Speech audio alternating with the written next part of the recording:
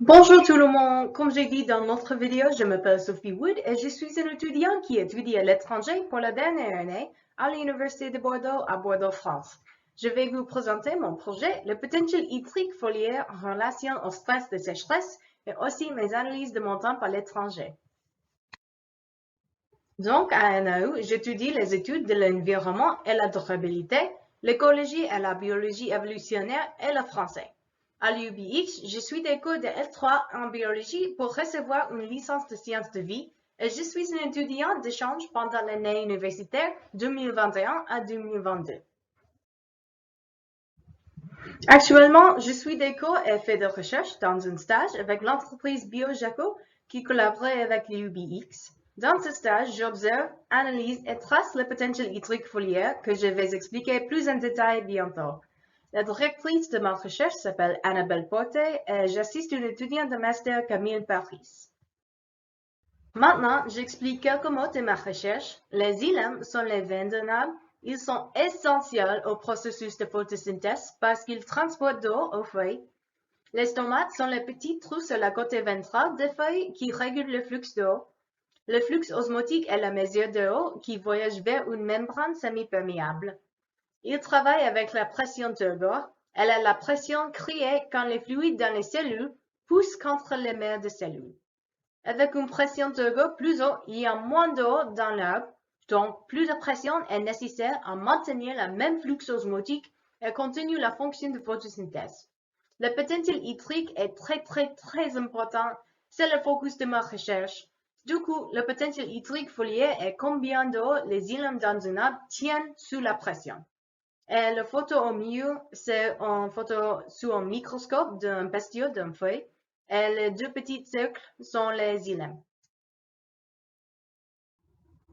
Les arbres montent aux feuilles avec un vide entre les racines et les feuilles. L'eau est absorbée par les racines et après transpire vers les stomates ouverts. Ce système crée un vide. La mesure de la pression est le potentiel hydrique foliaire. C'est un bon indicateur de la santé d'arbre parce que quand un arbre est stressé, les stomates vont fermer et la pression turbo dans les feuilles va augmenter. Un arbre sera plus résistant à la sécheresse s'il peut maintenir un haut niveau de pression. Cette information est bonne pour évaluer des frostes basées sur leur composition en face du changement climatique.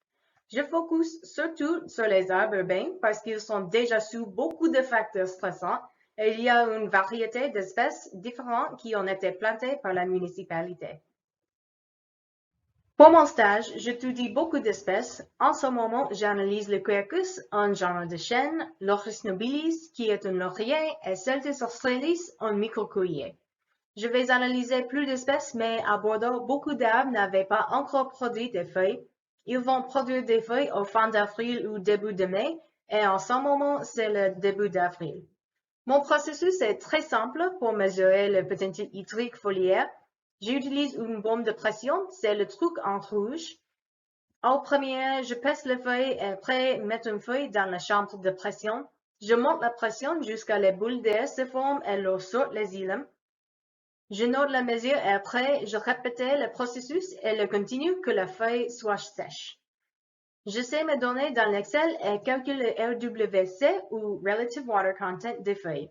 Finalement, je trace les données et analyse les courbes. On arrive à mes résultats en progrès, donc mon stage va finir la fin de juin et comme j'ai dit avant, il n'y a pas beaucoup de feuilles disponibles maintenant.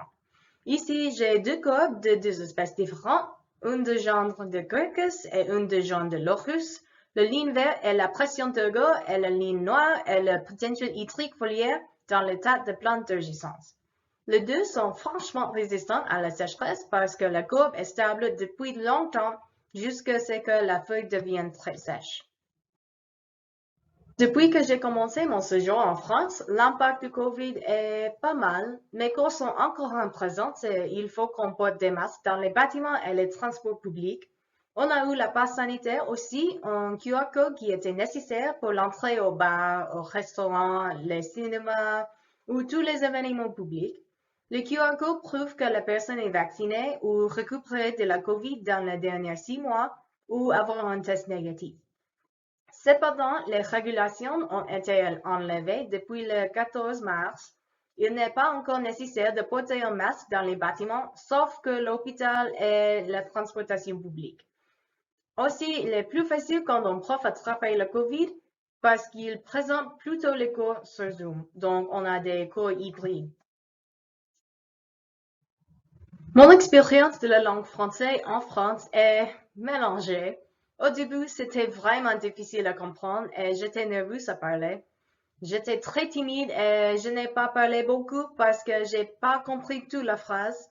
Mes cours d'auto m'améliorent mon écoute parce qu'on a eu des cours longs, comme 3 heures à minimum, et on a eu trop de devoirs ou des projets. Ce semestre, j'ai plus de projets et présentations, donc je pratique mon parler plus.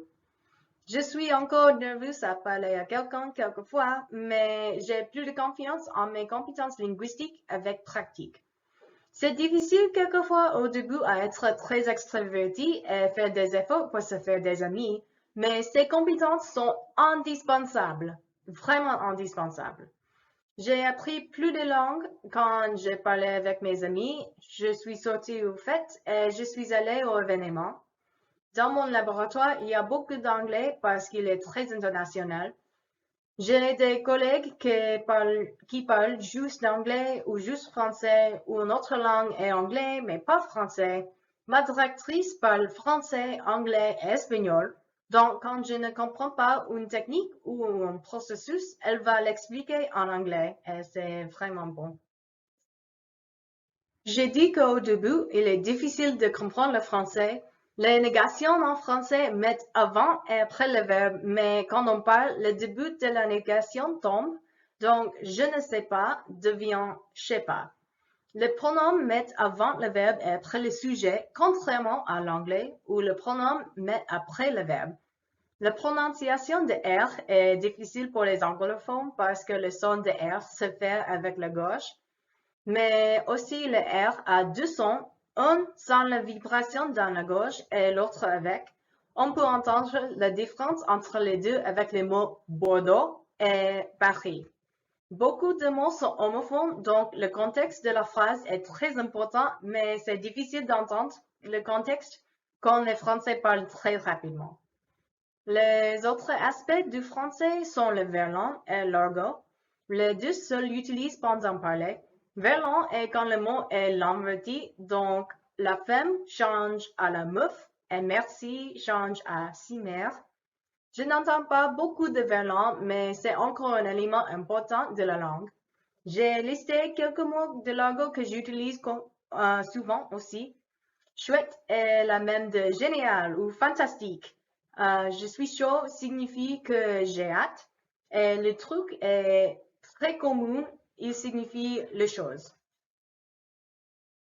En France, surtout à Bordeaux, j'ai noté une influence de l'Afrique du Nord parce que la France a beaucoup d'immigrants de l'Afrique du Nord. Ça fait logique parce que beaucoup de pays au nord d'Afrique ont été colonisés par la France. Beaucoup d'étudiants viennent de pays en Afrique et la deuxième langue que j'entends au centre-ville la plus est l'arabe. Au centre-ville, il y a beaucoup de restaurants qui servent les naan tacos et kebabs, qui sont un mélange de culture arabe et français. Les naan tacos et les kebabs aussi sont comme des fast-foods. La fac aussi a une culture internationale. Bordeaux a une grande population des étudiants internationaux qui viennent d'Afrique du Nord, mais aussi vers le programme d'Erasmus, un échange entre les pays dans l'Union européenne. Je trouve qu'il est plus facile de me faire des amis avec des internationaux parce qu'ils comprennent les difficultés du système français et je peux parler à eux en anglais ou en français. La culture de France n'est pas trop différente que les États-Unis, mais il y a assez de différences pour avoir une expérience différente. Le mode est plus formel et conformatif. Tout le monde a beaucoup de manteaux pour les petits changes du météo. Le short n'est pas populaire en France aussi. Et les stickers sur les ordis ou les bouteilles d'eau existent rarement. Tout le monde habille typiquement dans les couleurs blanc, noir et marron. Dans la vie quotidienne, la boulangerie est très importante. La culture de la nourriture en général est communale. Les boulangeries étaient des entreprises qui restent ouvertes pendant les confinements. Mes amis français disent que leur famille achète et mange une baguette chaque jour, donc la baguette est aussi très importante pour les Françaises. Les grèves sont très importantes aussi, mais pour moi, ils sont plus énervés parce que souvent, ils interrompent les trams qui sont mon première transportation. Donc, il est très difficile à faire mes courses samedi parce que les grèves sont chaque samedi. Il y a un petit combat aussi entre le nord de France et le sud pour qu'est-ce qu'on parle une pâtisserie avec du chocolat. Aux États-Unis, on l'appelle un chocolate croissant, mais c'est une grande erreur. Au nord de France, on l'appelle un pain au chocolat et au sud, on l'appelle une chocolatine. Les deux régions seraient énervées si vous l'appelez par le nom incorrect. Aussi, l'emploi du temps est très important pour les Françaises. Les horaires pour les semaines de travail sont stricts, juste 35 heures par semaine. On doit traiter les déjeuners avec sérieux. Si j'essaie de travailler un peu dans mon déjeuner, ma directrice dira Pourquoi? Pourquoi tu es ici? Il faut que tu manges, c'est midi. Elle me conduira à la salle de repos. Pour moi, je pense que mon temps à l'étranger est un succès. Je l'ai fait pas être inclus. Je me suis inscrite dans beaucoup de chats de WhatsApp pour retrouver de nouveaux gens. Je suis très sociable, donc je ne manque pas des opportunités. Et aussi, je passe le temps avec les Français et les internationaux et forme une bonne perspective du monde. Mon cours de français est un bon endroit pour me faire des amis parce que tout le monde sont étudiants internationaux et ont le même niveau de français de moi. Aussi, je trouve des gens qui partagent mes intérêts. Donc, j'ai rejoint une équipe de foot parce que j'aime le sport. On a un match chaque dimanche et c'est très amusant à se faire des exercices avec les autres. Aussi, une fois par mois, il y a un événement qui s'appelle Blabla Échange où un groupe d'étudiants pratique d'autres langues et aide les autres avec les langues qui sont courantes. En général, j'améliore ma compétence en français avec la pratique toute la journée. J'ai plus de confiance en moi et une plus grande adaptabilité dans les situations difficiles ou nouvelles. J'augmente ma connaissance de culture avec chaque nouvelle personne que je retrouve et aussi je gagne une bonne expérience laboratoire où j'apprends des techniques et méthodes utiles pour ma future carrière. Et finalement, j'augmente mon amour de voyager et ma curiosité du monde, donc j'aurai toujours des bouts pour ma vie.